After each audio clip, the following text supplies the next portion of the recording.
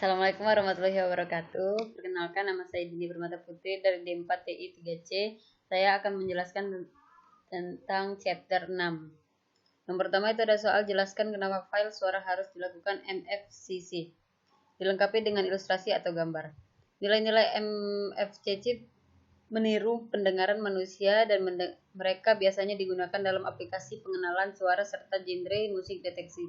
Nilai-nilai MFCC ini akan dimasukkan langsung ke jaringan saraf agar dapat diubah menjadi bentuk vektor dan dapat digunakan pada mesin learning.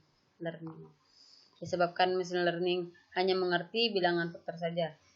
Ilustrasinya ketika ingin menggunakan file suara dalam mesin learning tidak memahami rekaman suara melainkan vektor. Maka rekaman tersebut akan diubah ke dalam bentuk vektor, kemudian vektor akan menyesuaikan dengan kata-kata yang sudah disediakan. Jika cocok, maka akan mengembalikan waktu yang diinginkan. Yang kedua itu jelaskan konsep dasar neural network dilengkapi dengan ilustrasi atau gambar. Neural network ini terinspirasi dari jaringan saraf otak manusia di mana setiap neuron terhubung ke setiap neuron di lapisan berikutnya. Lapisan pertama menerima input dan lapisan terakhir memberikan keluaran. Struktur jaringan yang berarti jumlah neuron dan koneksinya diputuskan sebelumnya dan tidak dapat berubah, setidaknya tidak selama training.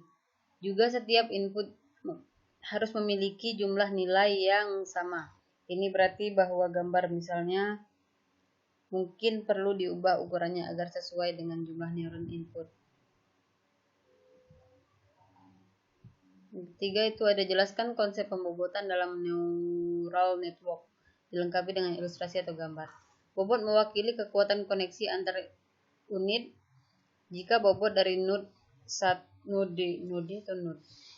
ke node 2 memiliki besaran lebih besar, itu berarti bahwa neuron 1 memiliki pengaruh lebih besar terhadap neuron 2. Bobot penting untuk nilai input. Bobot mendekati 0 berarti mengubah input ini tidak akan berubah output.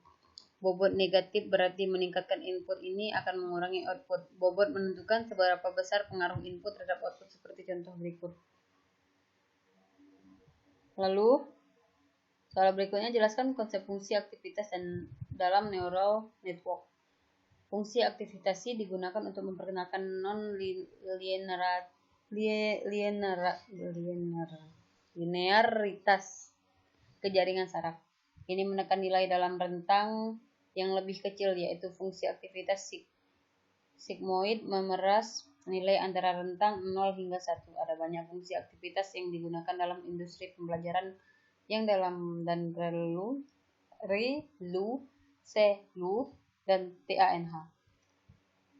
Lebih disukai daripada fungsi aktivitas sigmoid. Ilustrasinya ketika fungsi aktivitas linear, jaringan saraf dua lapis mampu mendekati hampir semua fungsi. Namun jika fungsi aktivitas identik dengan fungsi aktivitasi f (x) sama dengan x, properti ini tidak puas. Dan jika MLP menggunakan fungsi aktivitas yang sama, seluruh jaringan setara dengan jaringan saraf lapis tunggal. Selanjutnya, saya di sini akan membuka codingannya di Visual Studio Code, tetapi biasanya akan dibuka di Python karena saya tidak mempunyai aplikasi Python, maka saya buka di Visual Code. Tetapi sudah bisa di running karena sudah saya coba di laptop teman. Lalu di sini ada import Liborsa feature. Import Liborsa display, globe, numpy, snp. Nah, di sini semua codingan prakteknya di sini. Display. Nah, seperti ini. Dan seterusnya. Nah, mungkin itu saja yang dapat saya sampaikan. Lebih dan kurang saya mohon maaf. Wabillahi taufiq wal hidayah. Wassalamualaikum warahmatullahi wabarakatuh.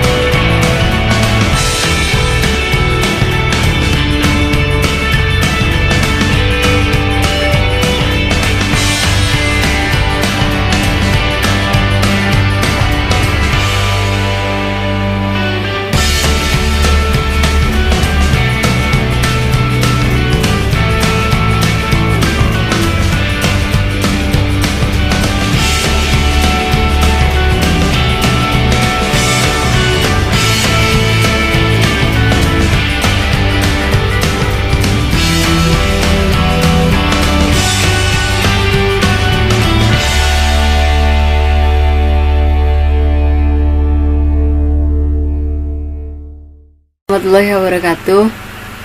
Perkenalkan, saya Dini Permata Putri dari 4TI3C. Saya akan menjelaskan cara membuat peta. Dan pertama-tama pastikan kalian sudah membuat ini. Nah, saya kebagian di 317 dan 318 sampai bawah ya, sampai sini. Nih. Sini. Jika sudah, masuk ke main .py. Terus ini Permata Putri ini. Sini. Nah, setelah itu ke QGIS. Dan jadi deh. Ini punya saya. Kok hilang? Nih. Terima kasih. Assalamualaikum warahmatullahi wabarakatuh.